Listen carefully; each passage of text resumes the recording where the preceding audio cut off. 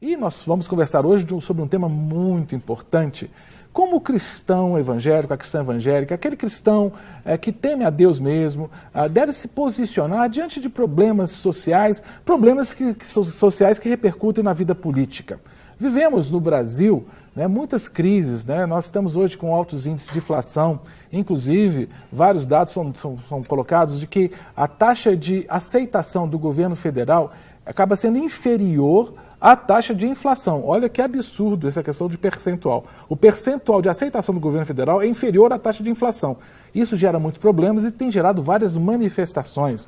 Várias pessoas têm ido para as ruas dizer da sua insatisfação com o governo federal, o governo da presidente Dilma, e nesse meio há alguns cristãos evangélicos. E a pergunta que fica é essa: é certo protestar contra o governo?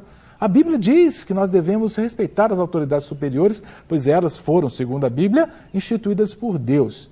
E eu não vou ousar responder essa pergunta, vou transferir essa pergunta para a minha querida convidada de hoje, a Viviane Pettinelli. Viviane, seja bem-vinda ao programa Mente Aberta.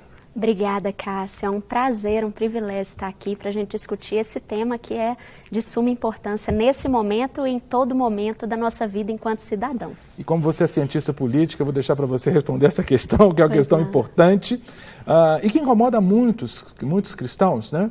É certo, Viviane, ir para a rua e protestar contra o governo, isso não é insubmissão, isso não é rebeldia? Com certeza não, Cássio. Na verdade, nós vivemos em um regime democrático, e nós temos, inclusive, assegurado na Constituição o direito de manifestação. Esse direito ele pode ser exercido de qualquer forma, inclusive com ajuntamentos de rua, com bandeiras distintas, como, por exemplo, um fora governo ou por impeachment, coisas desse tipo. Eu vi até algumas placas pregadas, Dilma, eu te demito, Então, assim, as pessoas se manifestando. Agora, certas placas que estão nessas manifestações, ou muitas dessas faixas, falam de corrupção do governo. Viviane, essa questão da corrupção do governo, você acha que é a principal razão das manifestações ou a gente continua com aquelas manifestações pulverizadas, com reclamações pulverizadas? Não, hoje é a principal sim, Cássio, até porque nós estamos vivendo num momento em que a Operação Lava Jato, que tem denunciado diversos casos de corrupção nas instituições públicas, envolvendo inclusive empresas privadas, ganhou uma força muito grande no nosso país, uma força inclusive midiática. Então hoje nós somos diariamente assediados com notícias em relação à corrupção, a denúncias de corrupção em nosso país, envolvendo representantes políticos, envolvendo empresários. Então isso de fato traz uma insatisfação muito grande para o nosso povo, porque a corrupção ela envolve o dinheiro meu, seu público. E do telespectador, que é o dinheiro público. Então, uma vez que nós pagamos os nossos impostos para que tenhamos retorno do governo em ações que nos beneficiem enquanto sociedade, e nós vemos esse dinheiro sendo usado para fins privados, para enriquecimento próprio, isso de fato causa um incômodo, uma insatisfação muito grande, e daí toda essa movimentação da sociedade brasileira para mostrar que realmente nós não queremos e não aceitamos mais governos corruptos em nosso país. Agora, nessa luta contra a corrupção, tem um nome que tem se destacado, inclusive está muito na mídia, que é de um juiz do Paraná, se não estou enganado, Sérgio Moro. Sim. E o juiz Sérgio Moro esteve em Belo Horizonte há algum tempo. E, salvo engano, parece que ele tem um contato com a igreja evangélica. É verdade? Como é que é essa história? Sim, o Sérgio Moro é um juiz federal, ele está à frente da Operação Lava Jato, e o coordenador-geral dessa operação, que é o Deltan Dallagnol, que é um procurador federal da República, ambos lá de Curitiba, eles estão à frente, sim, de um projeto chamado 10 Medidas Anticorrupção. É um projeto que envolve diretamente a igreja cristã. Então, eles são cristãos, Cristãos evangélicos? Cristãos evangélicos, eles levantaram esta bandeira no nosso país, e à frente dessa Operação Lava Jato, além de todo um trabalho institucional, um trabalho que só o Ministério Público, em parceria com a Polícia Federal, pode desenvolver, eles têm um trabalho paralelo. Eles estão com um projeto de lei de iniciativa popular que visa, então, transformar o ato corrupto, né, em um ato que seja realmente punível, porque hoje a corrupção, ela dá aquela sensibilidade, aquela sensação de impunidade, porque demora muito o julgamento, muitas provas precisam ser levantadas, e neste tempo o corrupto, né, e o corruptor, eles acabam ficando, né, imputáveis do seu, né, da sua penalidade. Então, o que acontece? Hoje, esse projeto busca coletar 1,5 milhão de assinaturas, Uau. Porque é o que é necessário pela nossa Constituição para que haja um projeto de lei de iniciativa popular, para que essas 10 medidas anti-corrupção, elas se tornem lei. Né, e possam ser aplicados em todas as instituições públicas dos 3 poderes, executivo, legislativo e judiciário. A vinda do Sérgio Moro foi para divulgar esse projeto, foi isso? Exatamente. Então, eles vieram a Belo Horizonte, se reuniram com diversas lideranças, inclusive lideranças cristãs evangélicas, pastores, para divulgar esse projeto e envolver as nossas igrejas no recolhimento, né, na coleta dessas assinaturas.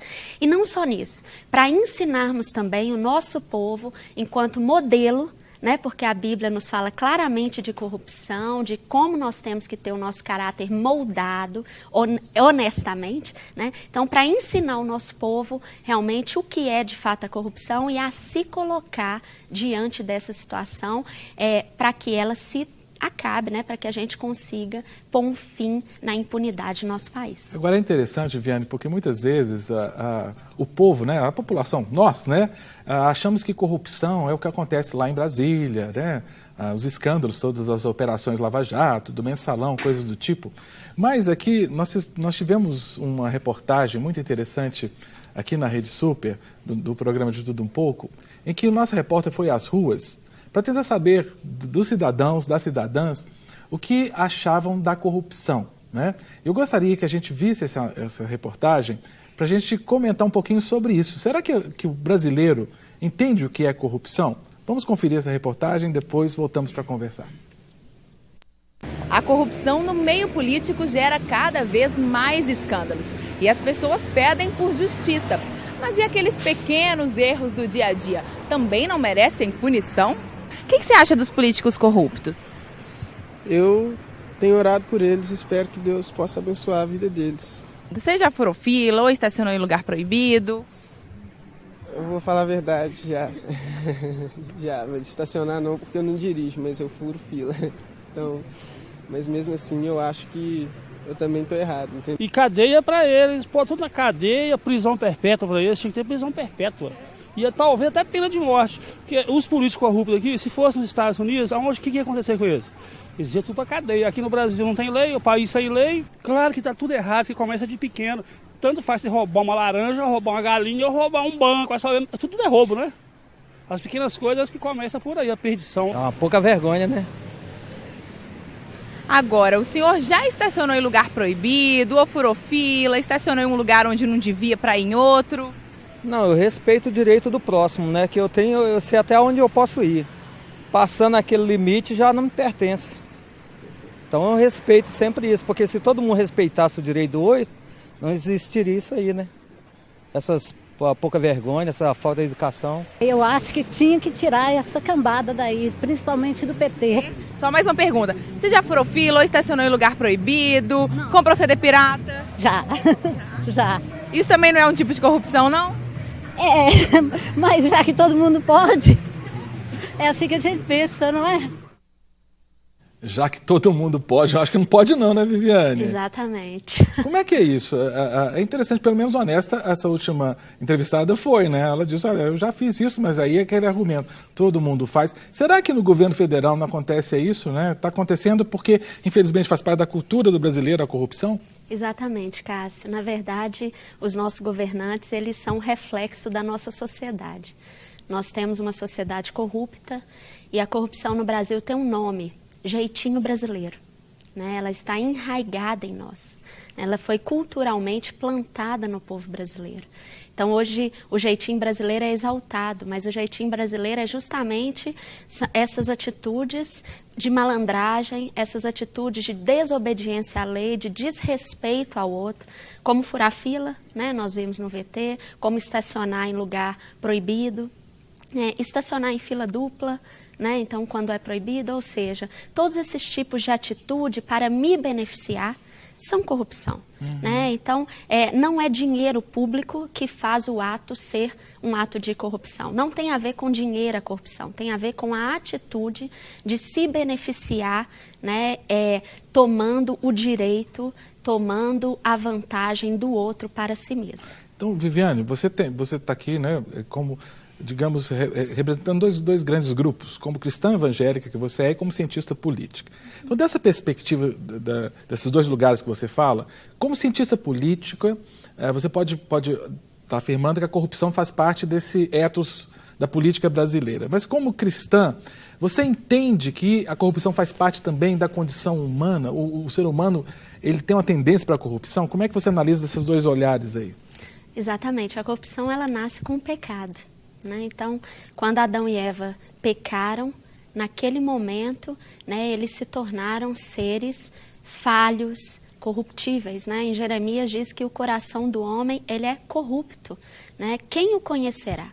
Né? Então, o nosso coração pecaminoso, ele nos faz o tempo todo buscar vantagem própria, né? Querer sempre egoisticamente o melhor para eu mesma. Né? Então, assim, a corrupção, ela é parte do ser humano e quando ela não tratada pelo Espírito Santo, ela faz parte da nossa vida como se fosse algo corriqueiro, como se fosse algo natural.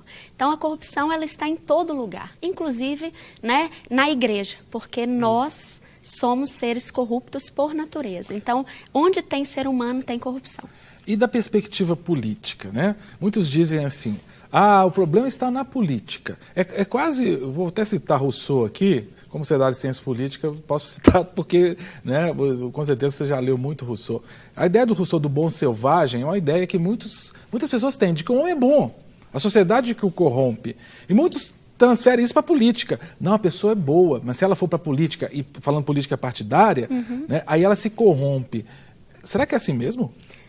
Não, na verdade, o ser humano é o ator político em si. Então, onde ele está, seja na esfera política, seja na esfera social, seja na esfera familiar, ali há corrupção. Então, a corrupção, ela não está na esfera, ela não está no ambiente, ela está no ser humano. É ele que é o corruptor, ele que é o corruptível, né? Ele que é o corrupto em si, não é o ambiente. Então, a ideia do crente, eu não vou me mexer com política porque é coisa de gente corrupta, na realidade ele está com a ideia um pouco errada, né?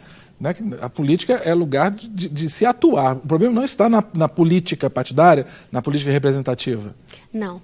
Na verdade, não só é uma ideia errada, Cássio, mas uma ideia que tem nos prejudicado muito. Porque nós, que somos cristãos, temos o Espírito Santo de Deus e temos total condição de dominar, né, o nosso eu e todo o nosso eu corrupto, né, e corruptível, nós precisamos ocupar estes lugares para transformá-los em lugares honestos, transparentes, altruístas, né? Nesse sentido de eu faço pelo outro, pelo bem do outro e não só pelo meu próprio bem. Quando nós nos afastamos desses lugares, nós deixamos que eles sejam ocupados por essas pessoas que não têm o domínio próprio, nem têm o Espírito Santo de Deus para convencê-las de toda a corrupção que há dentro delas. Agora, o espaço político não se resume, é claro, a representatividade na Câmara de Vereadores ou na Assembleia Legislativa Estadual ou no Congresso Federal.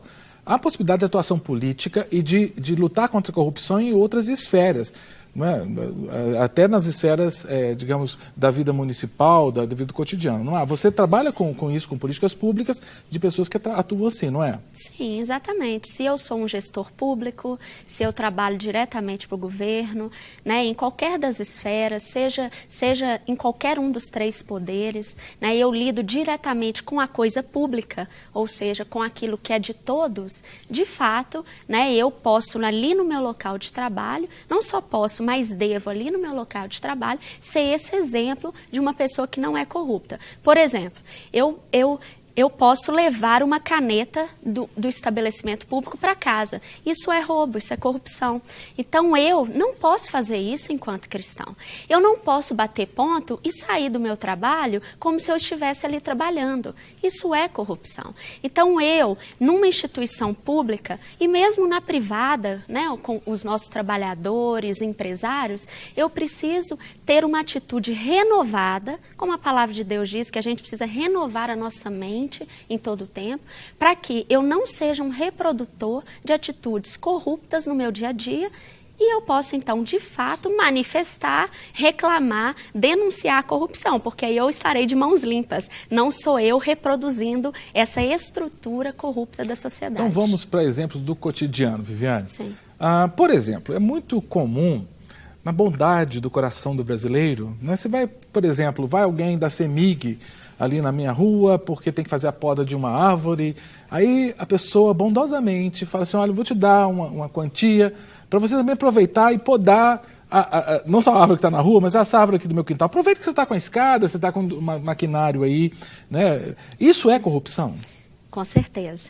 Não seria corrupção se, por acaso, você pegasse o contato deste profissional e o levasse na sua casa num dia fora do dia de trabalho, fora do horário de trabalho. Então, seria um serviço extra que ele está prestando. Mas no local de trabalho, sendo pago por uma instituição pública com dinheiro público, ele não pode, em hipótese nenhuma, desviar sua função. E nem você pode ser agente de corrupção nesse sentido para que ele desvie. Afinal de contas, é o seu próprio dinheiro que você está desviando com essa atitude. Agora, me parece que a gente, aí eu falo a gente do lugar do protestante, do cristão evangélico, a gente perdeu muito da ética do protestante evangélico, é redundância, do protestante ou do cristão evangélico, que o Max Weber citou lá no século XIX, né, de que havia uma ética da verdade, da pureza moral.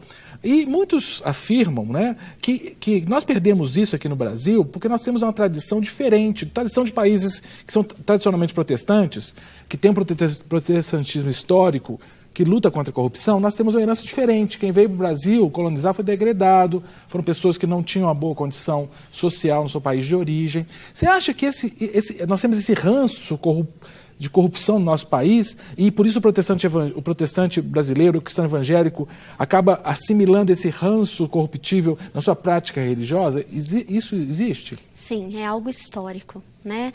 A nossa colonização, ela trouxe para a gente uma série de traços culturais que desviaram o nosso caráter nesse sentido, ético-moral, né? E além disso, eu somaria também uma ausência da igreja cristã evangélica, de nos ensinar, de trazer essa reflexão para dentro da igreja, para que a gente possa, então, mudar a nossa atitude e nos aperceber de como isso está enraizado e nós somos educados nessa cultura de corrupção no nosso país. Será que a igreja cristã evangélica aí, né, fazendo uma meia-culpa, né, como um dos líderes, um pastor, muitas vezes o pastor prega muita salvação, né, muito assim, olha, aceite a Jesus, você vai para o céu, e o posterior, a vida depois, aceite Jesus, e aí? Né, essa mudança no comportamento acaba não sendo uma ênfase que é dada?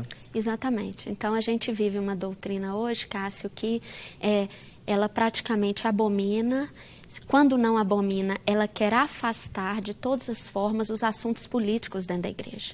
Porque a política, ela é disputa, né? Ela é conflituosa em si, né? São pensamentos que se chocam. E aí nós confrontamos o pensamento cristão bíblico com o pensamento secular do mundo. E como nós somos educados de forma secular, quando nós entramos na igreja, nós precisamos ter a nossa mente completamente reeducada. Quando isso não acontece, nós reproduzimos a mente que nós fomos ensinados a ter na escola, na universidade. E a nossa igreja hoje, ela tomou essa posição de não querer enfrentar. Então, não se trata de assuntos importantes como corrupção, não se trata de assuntos como aborto, homossexualismo, há um medo, há um receio de ensinar o povo evangélico a discutir esses assuntos, a se posicionar à luz da palavra de Deus. Deixa eu até pegar o gancho, vou sair do lugar de entrevistador, até fazer uma menção, que você falou homossexualismo, e é uma discussão muito grande. Não, você não pode falar homossexualismo, você vai falar homossexualidade, porque ismo é sufixo de doença. Gente, se ismo é sufixo de doença, cristianismo é doença, marxismo é doença, você concorda comigo? Capitalismo é doença. Às vezes a gente cai também, e aí que eu falo, o cristão evangélico tem que abrir a mente até para poder contra-argumentar. Exatamente. Porque os movimentos organizados, anticristãos, acabam colando certas verdades entre grandes aspas e a gente engole, como se fosse... A gente tem que abrir a mente para isso, não é, Viviane? Exatamente. E algo que eu gostaria de chamar a atenção, Cássio, porque muitas vezes esses movimentos, eles nos tratam como religiosos intolerantes, né? Como se eles mesmos não tivessem uma religião, né? Então a gente tem que entender que todos nós temos religião, todo ser humano tem religião, né? Pode não ser uma religião teísta, que acredita em Deus, né? Então, geralmente esses grupos, eles têm uma religião ateísta, que nós chamamos de secular, ou seja, eles acreditam no indivíduo. Mas todos temos uma crença, um conjunto de princípios e valores que baseiam nossas opiniões. Então, toda discussão sempre vai ser, entre aspas, religiosa. Sempre vai envolver disputa de ideias. E se nós, cristãos, que acreditamos em Deus como, né, o nosso Criador, como soberano, não sabemos nos posicionar e defender os nossos princípios, eles sabem. E aí eles vão continuar nos derrotando, continuar nos taxando, continuar dizendo que, na verdade, nós somos completamente intolerantes. Nós não sabemos pensar, nós não temos capacidade de argumentar. Porque, de fato, a nossa igreja não está nos preparando para isso e precisa nos preparar. Agora, como que você vê o seu papel? Porque você fez sua graduação em economia. Exato. Em economia e seu doutorado em ciências políticas. Exatamente. Como é que você consegue harmonizar ser doutor em ciências políticas com ser cristã evangélica? Porque tem gente que fala assim, mas como é que pode? Alguém tem doutorado em ciências políticas e crer em Deus, ser crente. Como é que você harmoniza isso? Tendo experiência pessoal com Deus, né? Sim. Não, o fato de eu ter entrado na ciência política foi justamente para defender o cristianismo e o reino de Deus nessa área. Quem criou a política foi Deus, assim como quem criou todas as coisas foi Deus, né? Então nós temos que ter a consciência de que a Bíblia, ela nos ensina sobre todo e qualquer assunto. Então eu poderia aqui destrinchar tudo sobre política dentro da Bíblia. De onde que vem a democracia? Vem da Bíblia. De onde que vem a representação? Vem da Bíblia. De onde que vem o Estado Nacional, como o Brasil? Vem da Bíblia. Tudo vem da Bíblia. Então, se a gente, para citar um versículo apenas, se nós formos lá em Gênesis 1:28, Deus fala, Deus abençoou Adão e Eva e disse: frutificai, multiplicai, encher a terra. Isso é sociedade, isso é formação de povos, formação de nações. E aí Deus, ele entrega para o homem um mandato que é político. Deus diz, sujeitai a terra e dominai sobre os peixes, sobre os animais. Isso é política. Sujeitar é ditar as regras, é influenciar. Dominar é governar. Então nós fomos chamados não só para povoar essa terra, mas assumi-la como agentes, embaixadores, representantes do reino de Deus. Nosso papel é político nessa terra. Nós não podemos nos alienar da política, achando que a política é para os outros, a política são para os corruptos, né? Então, assim, não é. A política foi feita para que nós, filhos de Deus, desempenhemos e exerçamos o poder sobre essa terra e implantemos o reino de Deus. E para finalizar, dentro dessa questão da necessidade do envolvimento com política, você faz parte de um grupo que trabalha com ação política, não é isso? Sim. Estamos na reta final. Rapidamente estamos acabando o programa, mas eu queria que você desse um toque. Quem quiser se envolver com isso, como é que faz para te procurar? Pois não. Então, eu coordeno o Grupo de Ação Política, que é um ministério da Mocidade da Igreja Batista da Lagoinha. Vocês podem mandar um e-mail para gap@unec, UNEC, que é União Nacional dos Estudantes Cristãos, .org.br. Então o GAP, ele faz parte não só da mocidade, como dessa organização da sociedade civil chamada UNEC, e nós nos reunimos todo sábado de 16h30 às 19 horas no espaço Inconformados, que fica ao lado da Igreja Batista Lagoinha. Todos são muito bem-vindos, você que trabalha com empresas, você que trabalha no setor público, você que não trabalha, mas quer se envolver com política, venha participar. Obrigado, Viviane. É o que a palavra de Deus diz, você mencionou isso aqui, né?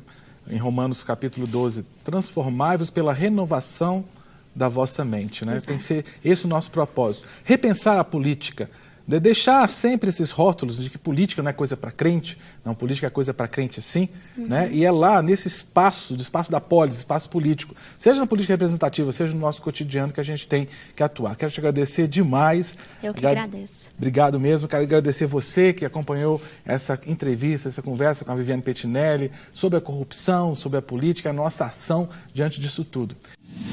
Para receber todas as novidades do canal, inscreva-se e, se curtir o vídeo, clique em gostei. Aproveite para acompanhar a Rede Super nas redes sociais.